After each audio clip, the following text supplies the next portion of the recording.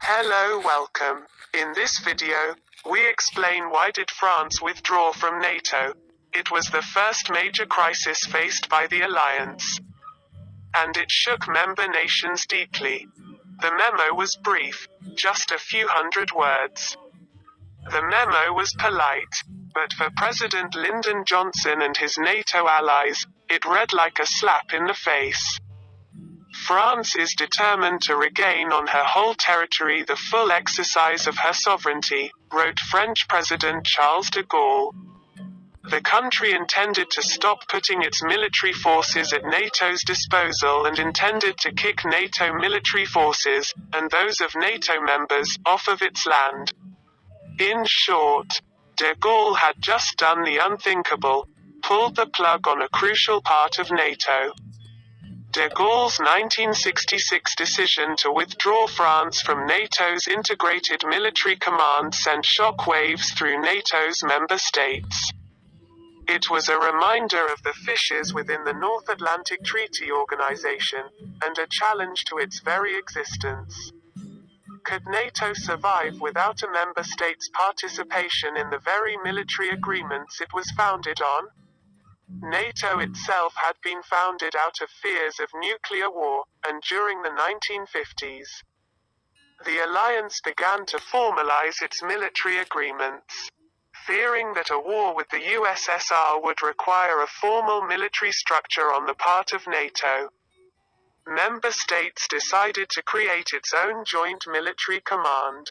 The integrated military structure, as it was named, created a framework for NATO military responsibilities and helped dictate just how member states would contribute in case of military action. It was created just as the Cold War heated up, with revelations that the USSR was positioning nuclear weapons in Cuba aimed directly at the United States and increasing tension around the Iron Curtain. As the military and ideological boundary between Western Europe and Soviet bloc countries was called. And as world affairs became even tenser during the 1960s, the strain was reflected within the NATO alliance. The 60s saw NATO more divided and under greater stress than at any time since its creation in 1949, explained Jamie Shea, NATO's Deputy Assistant Secretary General for Emerging Security Challenges, in a 2009 lecture. And for France especially, said Shea, there was a real sense of not being treated equally. Over the years, France had come into conflict with nearly all of its NATO allies, especially the United States and Britain. Though all three countries had founded the steering group from which NATO was born, France had soon fallen out of the driver's seat. French President Charles de Gaulle still resented what he saw as the United States' abandonment during the 1956 Suez Crisis, when the U.S. effectively forced France to withdraw its forces from the area around the Suez Canal during a conflict over its nationalization by Egypt. And he valued French military independence, something he felt could never be achieved within the context of the alliance. Frustration mounted even more when de Gaulle suggested that France, the United States and Britain be put on equal footing within NATO in terms of nuclear strategy. The proposal failed, and as a result de Gaulle began slowly reducing French participation in NATO.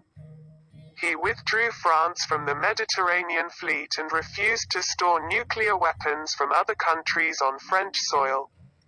The situation reached a boiling point by 1963, when the US and France clashed over a plan to have NATO nations man a North Atlantic nuclear fleet. De Gaulle and his military had planned their own North Atlantic nuclear fleet, and withdrew France's participation as a result. Then, in 1966, de Gaulle struck a final blow. He announced that he was withdrawing France from the integrated military structure and that all foreign forces had to leave France. It was the first major crisis faced by the alliance, and it shook member nations deeply. On both sides of the Atlantic, Politicians and pundits mused on the best way to proceed forward. President Johnson castigated de Gaulle in a strongly written letter. Dwight Eisenhower proposed that NATO appoint a French commander. For the New York Times editorial board, there was only one solution: for the US to stand down. Bonn and London, in turn, must make it clear to Washington that continued American predominance cannot save NATO, but only destroy it, they wrote. The Atlantic Alliance can only be restored in one way, through restoring the unity of Europe. Yet the alliance lived on. The withdrawal forced all member states to remove their French bases, and NATO itself had to move its military headquarters from France to Belgium. But France did not withdraw from the political alliance of NATO, and made behind-the-scenes assurances to the United States, the Lemnitzer-Haleray agreements, that it would support NATO in the case of nuclear war in Europe. It took 43 years for France to change course. By the time Nicolas Sarkozy announced that France would rejoin the military portion of the NATO alliance in 2009, the USSR no longer existed. The Cold War was over and France had participated in NATO peacekeeping operations in the Balkans and Afghanistan.